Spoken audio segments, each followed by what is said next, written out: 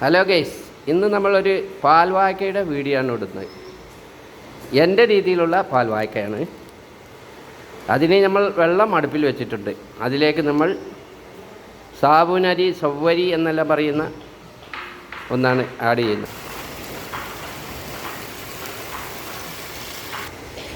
സവ്വരി ഇതേപോലെ ഇടയ്ക്കിടയ്ക്ക് ഇളക്കി കൊടുക്കണം, നല്ല പോലെ വേവിക്കണം.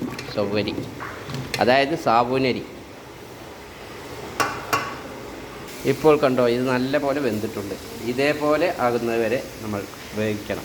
ഇതാ സവ്വരി വെന്തതിന് ശേഷം നമ്മൾ അതിലേക്ക് പഴം ആഡ് ചെയ്യുകയാണ്. നേന്ത്രപ്പഴമാണ്. ഇനി നല്ലപോലെ ഇളക്കി കൊടുക്കണം. അങ്ങനെ നേന്ത്രപ്പഴം നല്ല പോലെ വെന്തിട്ടുണ്ട്. ഇനി നമ്മൾ ഇതിലേക്ക് പാല് ആഡ് ചെയ്യും. പാലൊഴിക്കുകയാണ്.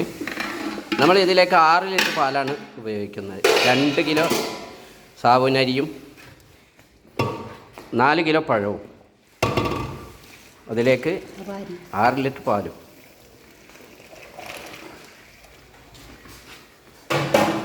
വീഡിയോ ഇഷ്ടപ്പെട്ടാൽ ലൈക്ക് ചെയ്യാനും ഷെയർ ചെയ്യാനും മറക്കരുത്. ഇനി നമ്മൾ അണ്ടിപ്പരിപ്പും മുന്തിരിയും ഇതിൽ വറുത്തിടുന്നു, ഏലക്ക പൊടിച്ചിടുന്നതുമാണ്. നമ്മൾ പഞ്ചസാര ആഡ് ചെയ്യുന്നു.